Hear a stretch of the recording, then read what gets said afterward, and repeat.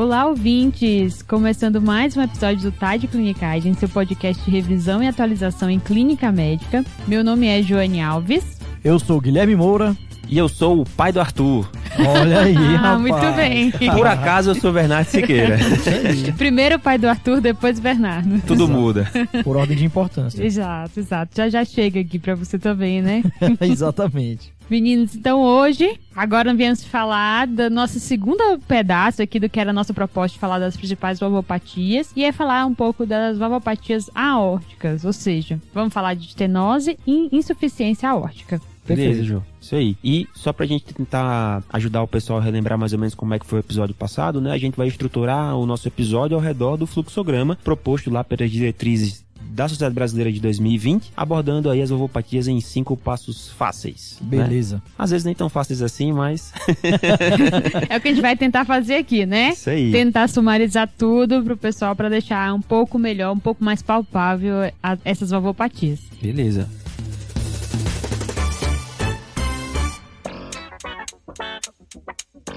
Então vamos começar, acho que a estrela desse episódio, assim como foi a do outro, né? Começa sempre com a estenose. Exatamente. Pois é. E eu acho que tava lá sentado na poltrona de amamentação, né? Que é quando eu sento vira a poltrona do Sherlock Holmes, né? Fica ali refletindo e tal. E eu fiquei pensando, acho que talvez falar um pouquinho sobre as alterações hemodinâmicas, pensando, né? Você ouvinte aí que tá, quem sabe, ouvindo pra estudar, pega uma folha de papel e desenha mais ou menos um esquema com 3 quadrados, vai. As 3 câmaras cardíacas. Ué, 3? 3, do lado esquerdo do coração. Átrio esquerdo, ventrículo esquerdo e aorta. Tá. E o sangue passando num fluxo obrigatoriamente no coração normal, unidirecional. O sangue sai do átrio esquerdo, passa através da válvula mitral para o ventrículo esquerdo, passa através da válvula aórtica para a raiz da aorta. Certo. E essas 3 câmaras com alterações da hemodinâmica, das pressões e volumes, de acordo com as fases do ciclo cardíaco. Beleza? Certo. Beleza. Então, vamos imaginar aqui esse esqueminha, né, do coração. Imagina que o coração, o ventrículo esquerdo aqui no centro do seu papel, ou do seu esquema imaginário, no final da diástole. O ventrículo esquerdo tá lá, repleto de sangue, que inclusive ele recebeu do átrio esquerdo e agora tá bem sequinho, bem vazio. E assim que a sístole começar, o ventrículo esquerdo vai começar a se contrair, aumentar ainda mais a sua pressão e o sangue vai tender a se esvair do ventrículo esquerdo. Parte desse sangue vai tentar voltar para o átrio esquerdo e a válvula mitral competente vai fechar, mantendo, né, garantindo que o fluxo seja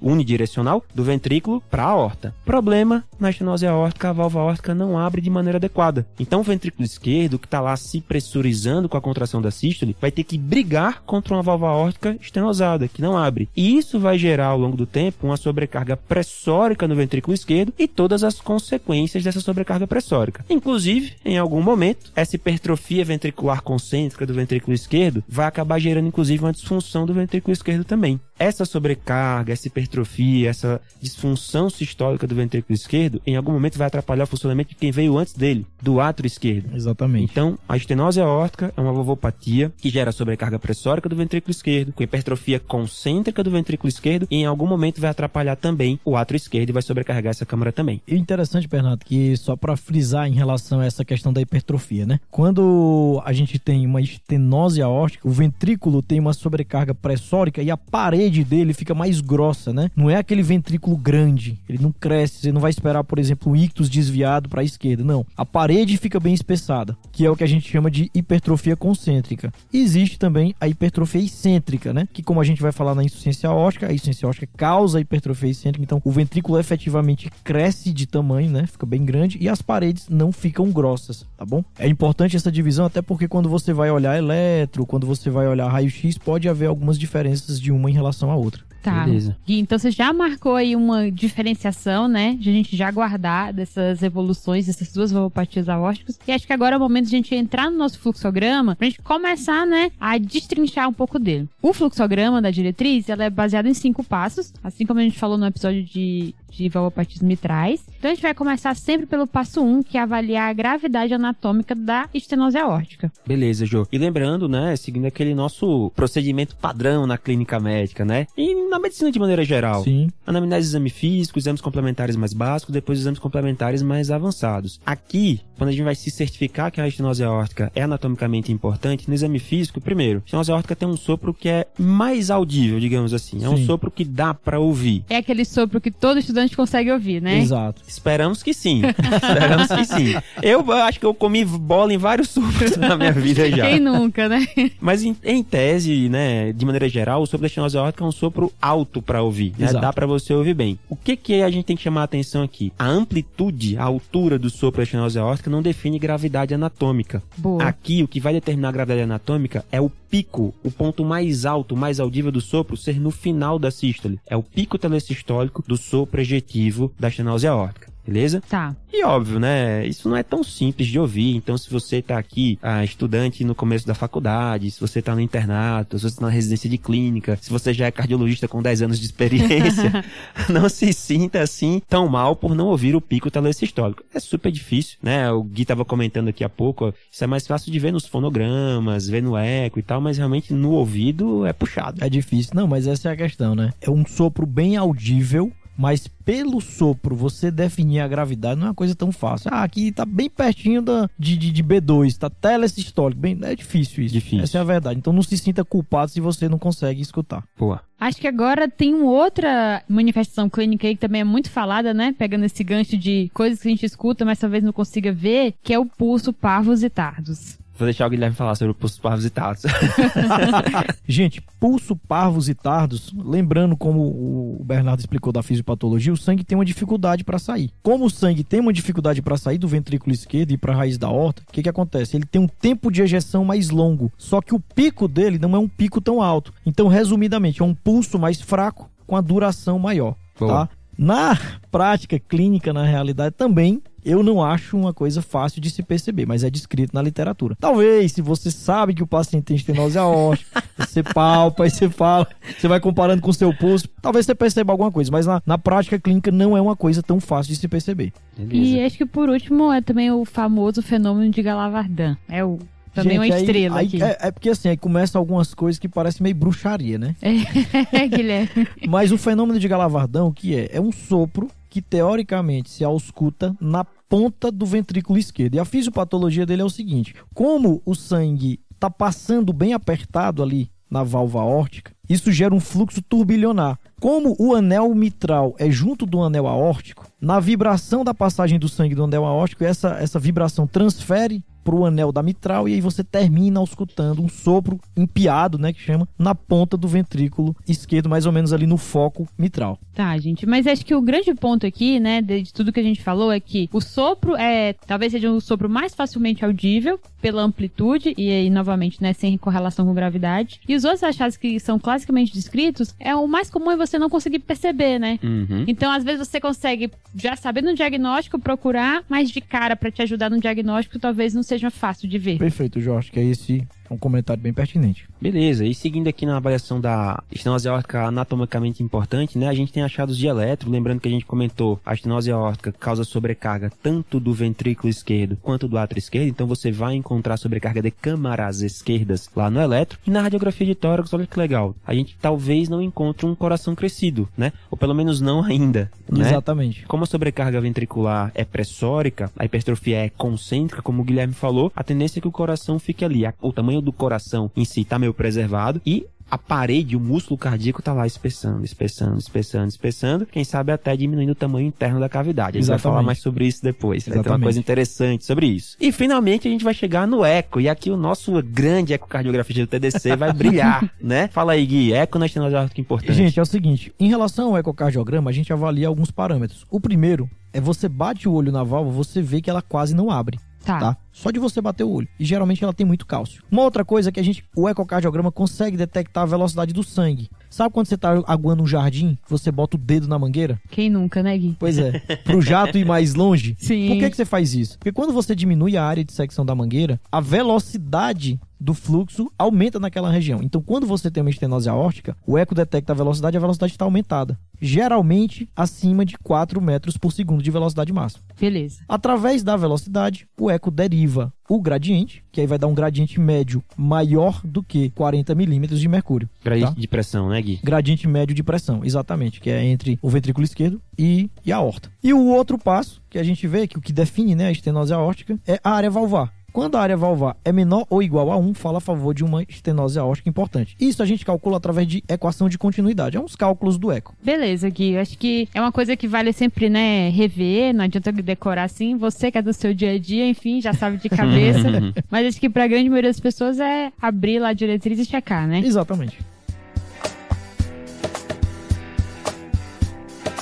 Dito isso, agora a gente vai pro segundo passo, que é falar um pouco sobre definir a etiologia, né? De qual o motivo que está causando essa estenose aórtica. Beleza, João. Então, quando a gente fala de etiologia de estenose aórtica no Brasil, né, a gente tem aí 3 grandes etiologias que figuram, né? A gente tem ainda muita estenose aórtica reumática, né? A sequela ali da cardite reumática, da febre reumática. A gente também tem a válvula aórtica bivalvularizada, né? A antiga válvula aórtica bicúspide, é quando a válvula aórtica não tem 3 válvulas, né? Ela tem 2 só. Tá. E isso acaba gerando em alguns pacientes a estenose aórtica, inclusive alguns pacientes com associação com doença da aorta em si. E a gente tem aí num país com população que envelhece cada vez mais casos de estenose aórtica degenerativa, né? Que é aquele paciente que vai envelhecendo ao longo da vida, ele vai acumulando cálcio na válvula aórtica e cujos fatores de risco, digamos assim, são os mesmos da aterosclerose. Envelhecer, ser diabético, ser hipertenso, ter dislipidemia. Exatamente, Bernardo. E o interessante é que cálcio é um elemento que gosta de idoso, né? À medida que a gente vai envelhecendo, ele vai se depositando nas artérias, vai se depositando nas válvulas, né? Só não vai pro osso. Lamentavelmente, pois é. Ele resolve se mudar, né? E hoje em dia, pessoal, a estenose aórtica é a principal valvopatia no mundo. Tá bom? Justamente por conta disso. E a degeneração senil é a principal causa. Tá no certo? mundo, né? No mundo, globalmente, exatamente. Estenose aórtica degenerativa predomina aí. Exatamente. É o que predomina justamente por conta do envelhecimento da população, como você já bem falou. Então, meninos, agora é hora de a gente ir pro terceiro passo, que é falar sobre os sintomas que são associados à estenose aórtica. E aí tem uma tríade bem clássica aqui que todo mundo grava na cabeça e é legal de entender um pouco mais. Interessante.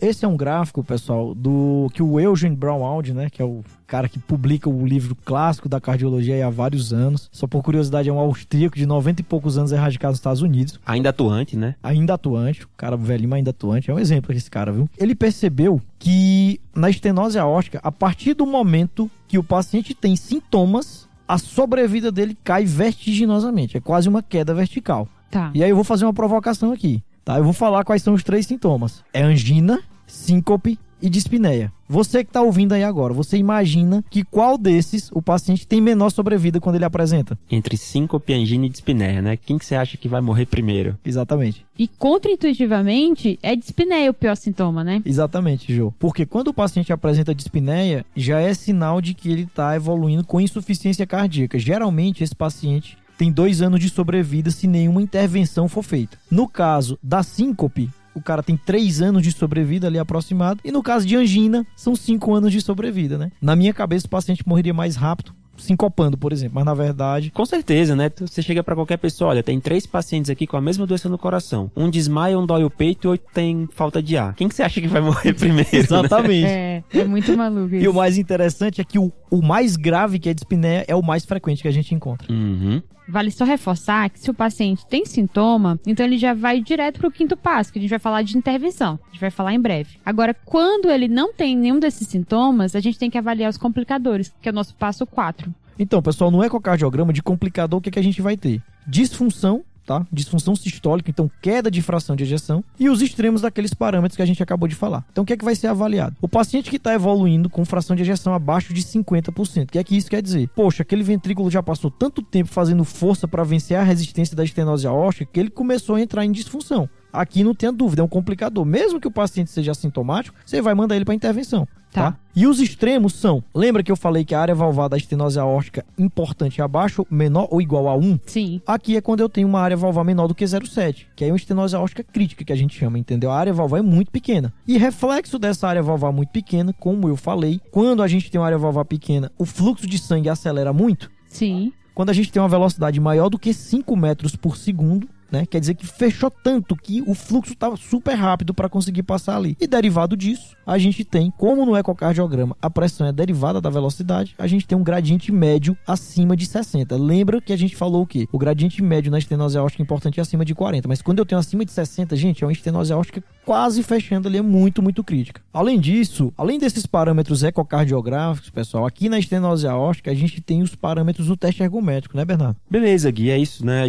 Quando a gente tem um paciente com estenose aórtica importante, que não tem fração de ejeção abaixo de 50% e não tem sintomas, isso é muito importante, pessoal. Não se faz teste ergométrico em paciente com estenose aórtica importante sintomática, beleza? Mas se o meu paciente não tem disfunção ventricular nem sintomas, será que ele não tem sintoma mesmo, né? Será que a estenose aórtica não é sintomática, não é grave? E aí eu posso estressar o coração desse paciente com um esforço físico, que é o teste ergométrico. E lá eu posso buscar o quê? Um paciente com capacidade funcional limitada, um paciente que já tem sofrimento ventricular demonstrado, por exemplo, por um infradesnivelamento do segmento ST, taquicardia ventricular não sustentada, uma pressão sistólica que não sobe pelo menos 20 milímetros no esforço, ou pior, até cai 10 milímetros de mercúrio no esforço físico. Tudo isso conta como complicador na estenose aórtica e já indica intervenção valvar ali no passo 5. Interessante, Bernardo, essa questão da pressão, porque no exercício físico, normalmente a pressão sobe, né? Uhum. Só que na estenose aórtica, como a gente faz exercício, existe uma vasodilatação, né? A resistência vascular periférica cai. E o ventrículo não consegue ejetar tanto sangue mais porque eu tenho uma obstrução fixa ali.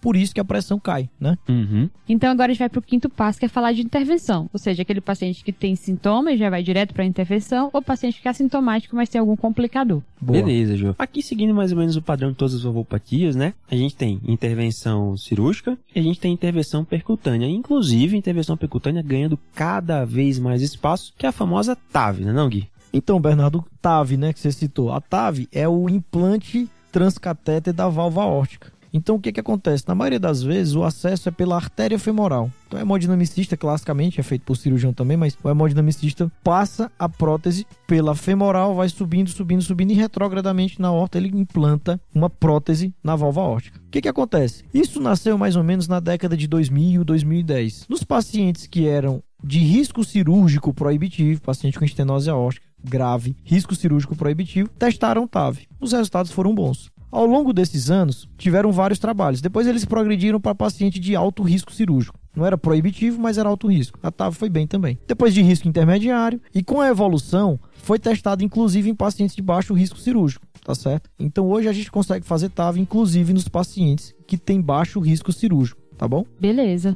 E a gente falou, repercutiu no guia um trabalho britânico de TAV e tá lá na edição 12 do Guia TDC. Guia TDC sempre salvando, né? Trazendo tudo isso aí, renovando, atualizando nosso conhecimento. A gente falou um pouco mais e entrou em alguns cuidados, né? Indicações da TAV, assim como a gente falou aqui. Perfeito. Pô, Gui, então só um adendo aqui para os nossos ouvintes, né? Quem for pegar lá as diretrizes brasileiras de 2020, vai ver que ele fala que a cirurgia de troca valvar é a primeira escolha para os pacientes com menos de 70 anos, né? De onde é que brotou isso aí? A gente tinha uma preocupação, né? Primeiro, a evidência era mais em pacientes com menores de 70 anos, né? Como você falou, mas existia uma preocupação de quanto tempo será que essa prótese nova implantada percutânea vai durar? Uhum. Será que se eu colocar uma prótese dessa no menor de 70 anos, ele não vai ter que reoperar depois? Será que eu vou conseguir fazer uma retave, né? Uma TAV em cima de uma TAV?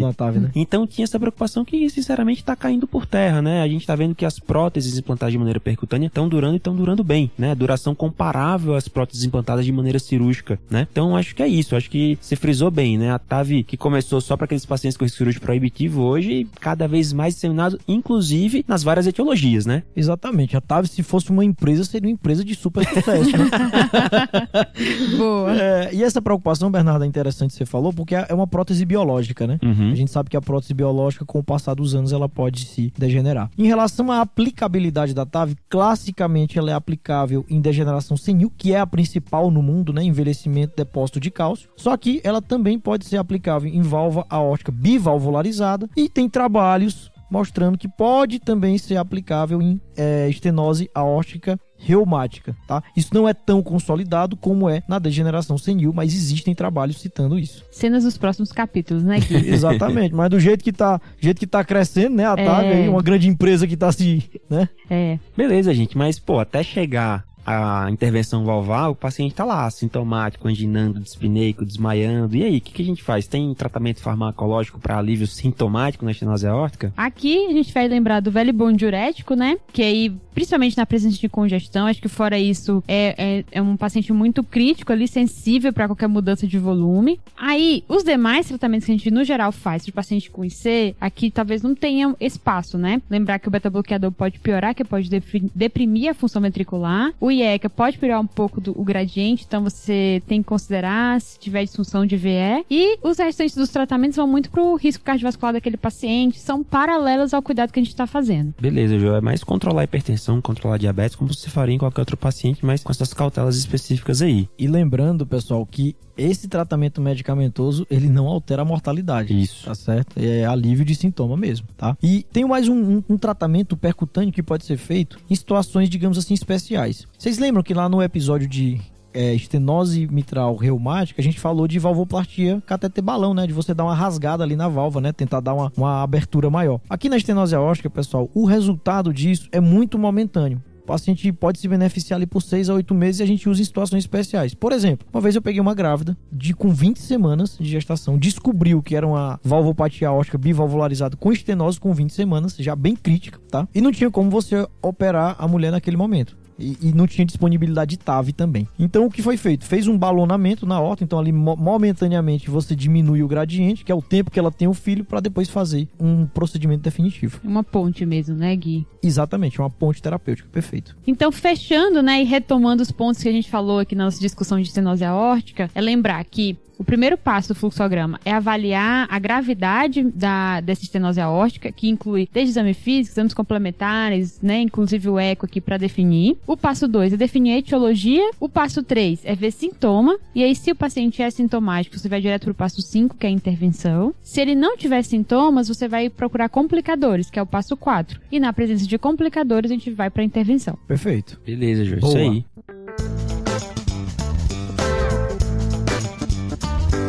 E aí agora, né, vamos pro outro lado, mudar a página e falar de insuficiência aórtica. Beleza, João. Então, voltando àquele nosso esquema, né, de 3 câmaras cardíacas com o fluxo unidirecional de sangue, sai do átrio esquerdo, atravessa a mitral, chega no ventrículo esquerdo, atravessa a válvula aórtica, chega na aorta. Imagina ali o ventrículo esquerdo no final da sístole. Ele acabou de ejetar todo o conteúdo de sangue dele para a aorta, ele tá lá vazio e o átrio esquerdo tá cheio de sangue que vai ser despejado no ventrículo esquerdo assim que a diástole começar. Problema, o ventrículo esquerdo relaxa na diástole, o sangue passa do átrio esquerdo para o ventrículo esquerdo, mas no paciente com insuficiência aórtica, o sangue da aorta é aspirado de volta para o ventrículo porque a válvula aórtica infelizmente não consegue fechar e manter o sangue dentro da aorta. Isso, cronicamente, vai gerar uma sobrecarga volumétrica. Ora, o ventrículo esquerdo que deveria receber sangue só do átrio esquerdo, está recebendo do átrio e da aorta. E, cronicamente, a gente vai ter uma hipertrofia ventricular excêntrica, né? Como o Gui falou mais cedo, o ventrículo esquerdo vai acabar dilatando, aumentando as suas dimensões.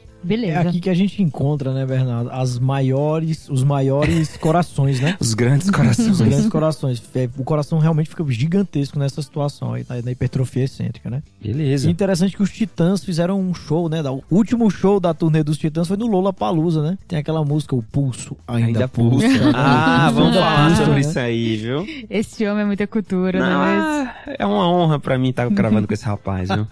E agora, voltando para o fluxograma da diretriz brasileira, né, a gente vai enquadrar a insuficiência aórtica aqui nos passos da diretriz. Então, e aqui o primeiro passo é avaliar a gravidade da insuficiência aórtica. Beleza, Jô. Certificar-se que a valvopatia é importante, né? Primeiro passo pelo fluxograma das diretrizes. E aqui, no exame físico, acho que uma coisa mais palpável, digamos assim, é você perceber aquela B2 hipofonética, né? A válvula aórtica não só não fecha, como ela não fecha a ponto de nem produzir uma B2 com barulho alto o suficiente. E aqui também a gente vai ter, como o Gui brincou mais cedo ali, né? O pulso ainda pulso. Na insuficiência aórtica importante, esse vai e vem de sangue através da válvula aórtica, né? Vai muito sangue na sístole, volta muito sangue na diástole, né? Aumenta muito a pressão de pulso, a diferença entre a pressão sistólica e diastólica, tudo pulsa. A cabeça pulsa, o leito ungueal pulsa, a úvula pulsa, Aí, vários epônimos aí, né? Até a pupila pulsa, Até né? a pupila pulsa. Trava a língua, fale pupila pulsa rápido 3 vezes.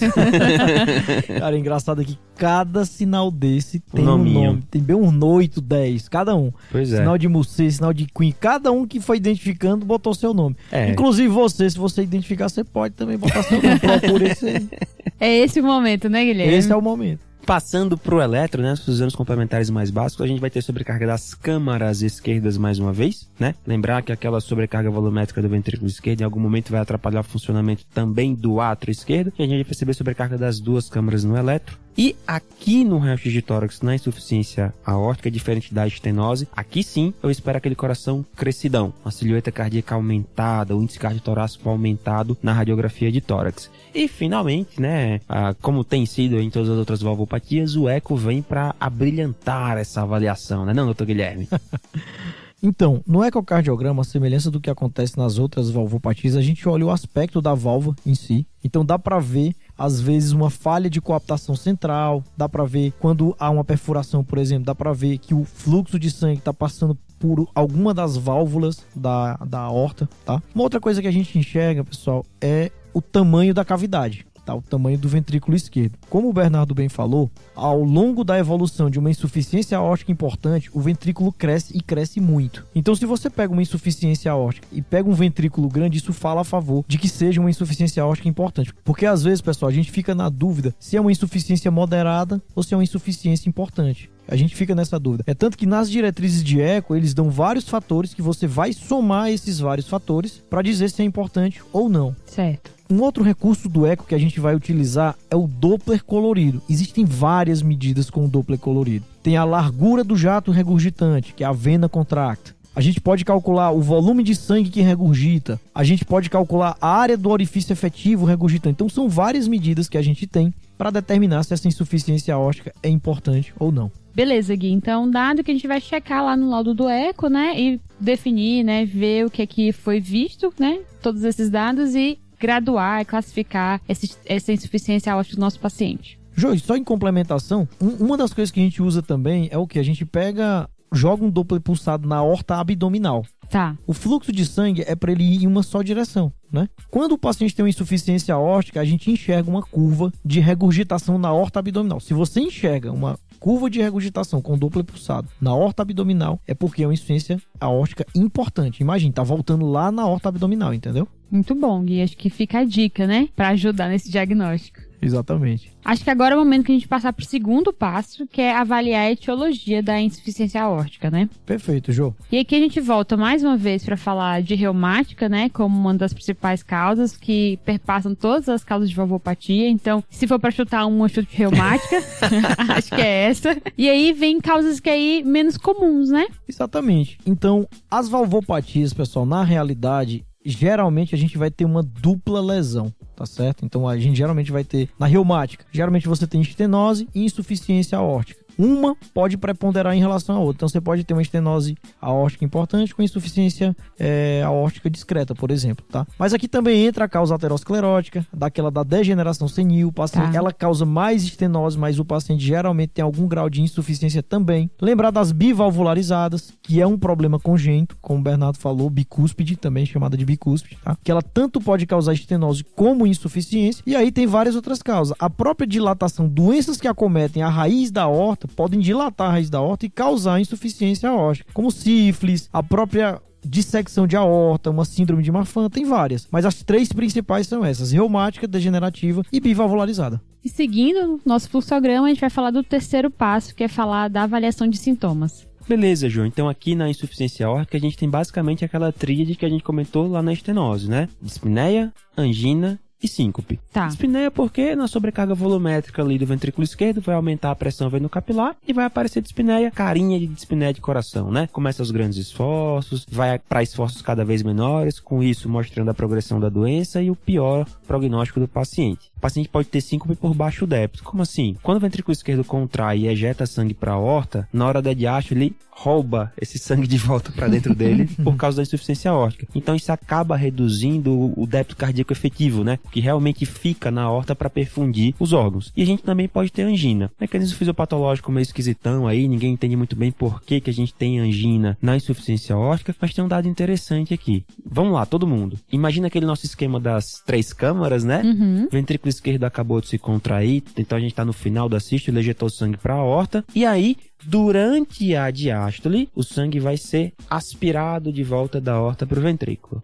Quanto mais bradicárdico está o meu paciente, mais tempo de diástole eu tenho, mais tempo para o sangue regurgitar da aorta de volta para o ventrículo esquerdo. E aí a diretriz faz uma clinicagem. Os caras nem sabiam, mas já estavam fazendo a bala da clinicagem. A angina piorando durante o sono, porque o paciente muitas vezes bradicardiza durante o sono, né? Questão de como se fosse uma resposta natural do sono, né? Um fenômeno natural, fisiológico do sono. Então uma coisa aí para chamar a atenção também. Bradicardizar piora a aspiração de sangue de volta da aorta pro ventrículo e pode piorar sintoma. Então mais um ponto pra gente questionar ali na anamnese, né? Talvez ajude a entender a gravidade desse paciente. Cara, fazendo um contraponto é interessante. Na estenose mitral, eu quero que o coração fique mais lento para aumentar o tempo de diástole. Ah, que boa. E adivinha, são os 2 sopros diastólicos, né? Pois é. Então você tem o sopro do ruflar diastólico, que remete à estenose mitral. Você tenta bradicardizar o paciente para aumentar a diástole e facilitar a passagem de sangue do átrio para o ventrículo durante essa diástole. E você tem o sopro da insuficiência aórtica,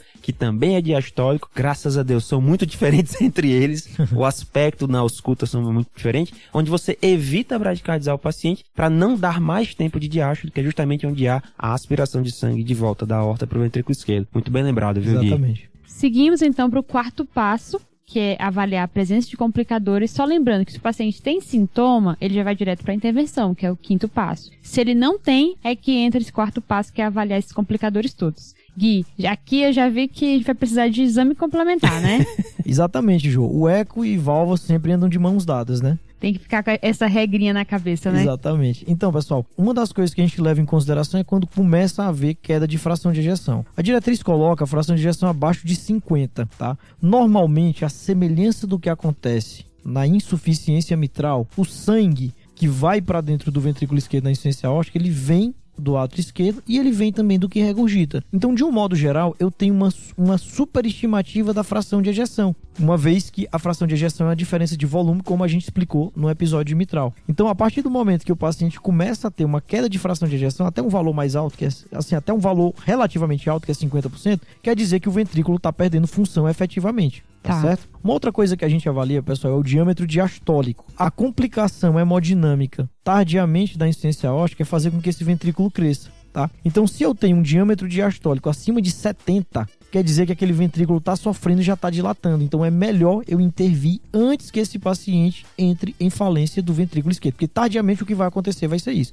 Vai ser insuficiência cardíaca, tá? Então, nos pacientes que não são reumáticos, o corte é 70. Nos pacientes reumáticos, até um trabalho aqui do INCOR, tá? O corte é 75. Tá Beleza. Bom? Isso de diâmetro diastólico. No diâmetro sistólico, é 50 quando o paciente não é reumático e 55 quando o paciente é reumático, tá? E existe também um corte que é, na verdade, é só uma relação, é um corte indexado, que é quando o diâmetro sistólico do ventrículo esquerdo é maior do que 25 milímetros por metro quadrado. Tudo em eco, pessoal, só por curiosidade, é indexado pela superfície corpórea. Tá. É uma fórmula que se calcula através de peso e altura a superfície corpórea do paciente. Então, esses são os parâmetros. Resumidamente, perdeu fração de ejeção, o ventrículo cresceu, é complicador, mesmo que seja assintomático, tem que operar. E aqui, ainda na avaliação dos complicadores, ainda é possível a gente usar a ressonância cardíaca, procurando 3 principais achados, né? Ver fibrose através do realce tardio, ver a fração regurgitante, que o corte é maior do que 33%, ou seja, o quanto que está voltando, né, para o ventrículo esquerdo, e o volume do ventrículo esquerdo maior do que 246 ml. Perfeito.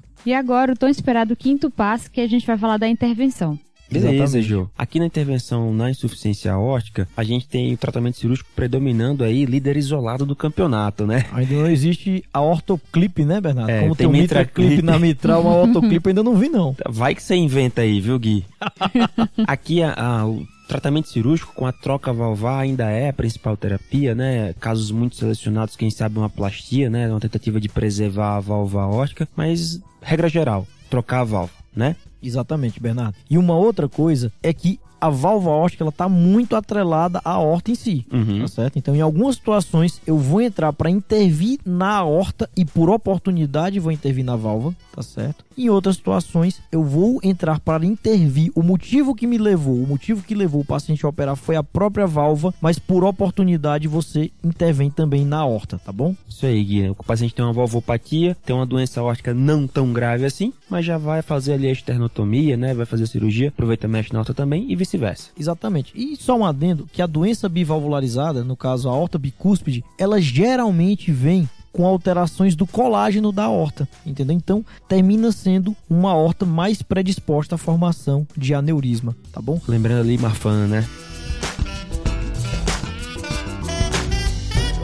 Beleza, gente, mas até o paciente chegar na intervenção valvar, a gente tem que fazer alguma coisa para melhorar o sintoma desse paciente, né? Não, aí é o momento que a gente retoma, né? Sempre o nosso grande ajudante aqui, que é o diurético, né? O diurético entrou em todas, vocês perceberam, né? Ele tá em todas. Então, diurético, assim como a etiologia reumática tá em todo lugar, cabe Exatamente, aqui. verdade. E aí, eu acho que o outro grande cuidado na insuficiência aórtica é a gente fazer a vasodilatação, né? Acho que é o objetivo. Além de a gente tentar tirar esse volume em excesso, a gente tá principalmente atuando aí na pós-carga desse paciente, então vai ajudar e aí não tem preferência, né? Você vai ver o que tem... Se tem alguma contraindicação pro seu paciente, mas pode ser o IECA, um bloqueador de canal de cálcio, né? Vai depender aí da situação clínica dele. Exatamente. Isso aí, Jô. Com aquele pequeno cuidado, né? A gente evita deixar a pressão diastólica do paciente com insuficiência aórtica importante, que já tende a ser baixa. A gente evita vasodilatar para diastólicas abaixo de 50, porque a gente fica preocupado que bem na diástole é bem a pressão diastólica que perfunde as coronárias. Exato. Então a gente evita baixar de 50 para não fazer isquemia miocárdica no paciente. Perfeito, Bernardo. Então é isso, né? Vamos agora retomar os passos da nossa diretriz, do fluxograma, só pra gente guardar as informações que a gente falou até agora. Então, o passo 1 é avaliar a gravidade da insuficiência aórtica, e aí vai desde a anamnese até os exames complementares, que aqui, como o Gui já frisou, é o eco principal. Certo. O passo 2 é avaliar a etiologia, que aí lembra de reumático, degenerativa, bivalvular e as outras. Certo. Doenças da aorta, né? Figurando aqui com mais importância. Sim. Exato.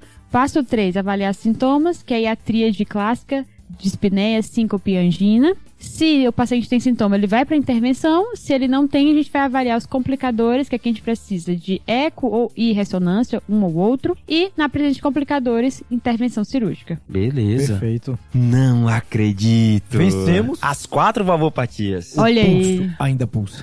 Precisamos de 2 episódios, mas nós ganhamos mesmo assim. Exatamente. E agora vamos pro salve, pessoal? Vamos Vambora. nessa, galera.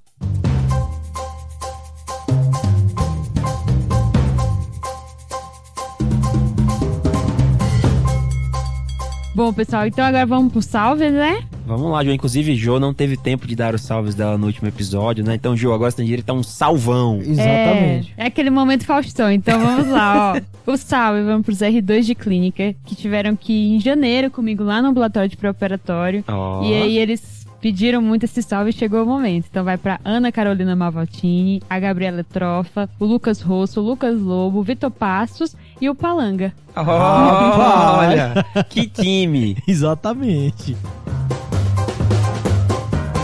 E o meu salve, pessoal, vai para Letícia Pontes e a Luísa Lazzarini. Elas são de Belo Horizonte e conheceram o pessoal do TDC no Congresso Brasileiro de Clínica Médica em Balneário Camboriú. Isso, Gui, foi muito legal esse contato com as pessoas, tanto em Balneário quanto lá em Fortaleza, né, no Covém. Na sua terra? Na minha terra. E foi muito legal ver todo mundo assim de perto, então ficou aqui o nosso salve para as meninas. Que legal, pessoal. Pô, e meu salve vai para 2 colegas. Na verdade, eles atuam no interior do Pará. Um é o Dr. Braz Haroldo, né? Com quem eu interajo. Ele atua lá em Bom Jesus do Tocantins, que fica no Pará. Fica bem claro, tá certo? E o Dr. Vângel Vasconcelos, que atua lá em Vitória do Xingu, também no Pará. E a gente interage através de um projeto de telemedicina. Bons colegas, fica assim, sempre um prazer interagir com eles lá na telemedicina. Então, um grande salve para eles dois, tá? Um salve aí, pessoal. Um grande abraço. E acho que com isso a gente encerra, né, mais um episódio. Vencemos, né? E aí a gente sempre lembrar de seguir o @TadClinicagem no Instagram, no Twitter, no YouTube, no TikTok. E lembrar de assinar e utilizar um pouco do guia, que é nosso serviço de revisão e atualização em clínica médica. O guia é top, né? É um negócio fantástico. Eu sou suspeita pra falar, né, Gui? Mas é muito bom. Você tá doido? A gente vai falar de TAV, tem uma revisão completa de TAV. É, então. Quem não assinou tá dando bobeira. E é isso, então, pessoal. Valeu, falou? Valeu, Falou. Esse podcast tem como objetivo educação médica. Não utilize como recomendação. Para isso, procure o seu médico.